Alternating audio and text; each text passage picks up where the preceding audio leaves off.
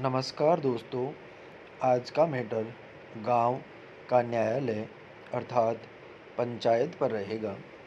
Yes, dictation 5 second बाद start होगा। Yes, start. गांव की अदालत को पंचायत कहते हैं। विराम।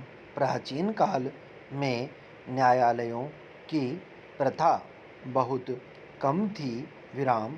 गांव के लोग आपस में वाद विवाद को पंच फैसले द्वारा निपटा लिया करते थे। विराम। सुनवाई करने के लिए गांव के 5 विश्वस्त मुखियों को चुन लिया जाता था, जिन्हें पंच कहते थे। विराम।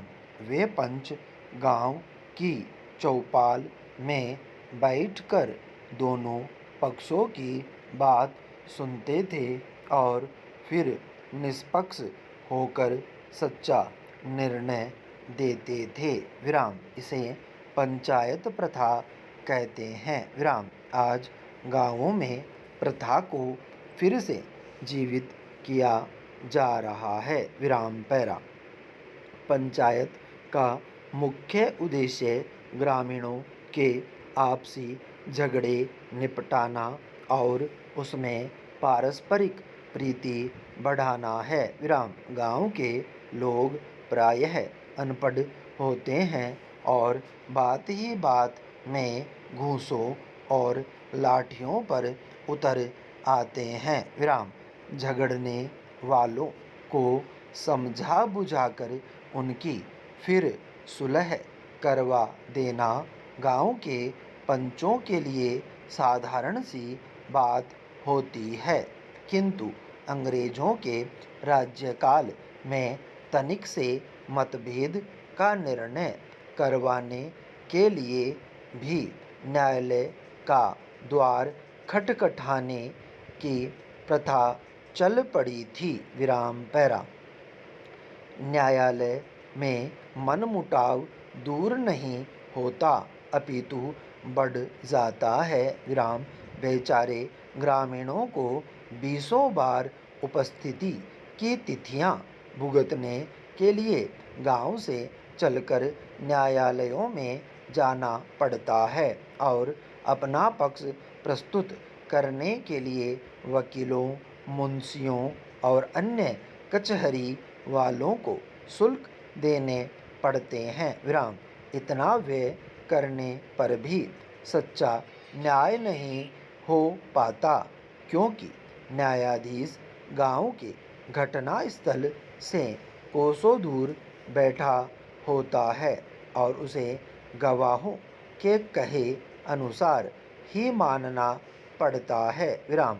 इसलिए कभी कभी सच को झूठ और झूठ को सच भी घोषित किया जा सकता है। विराम।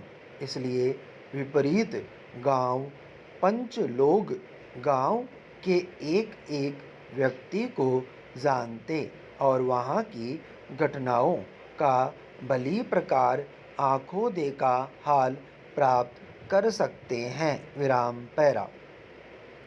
अतः उनके न्याय में अंतर नहीं पड़ सकता है। विराम।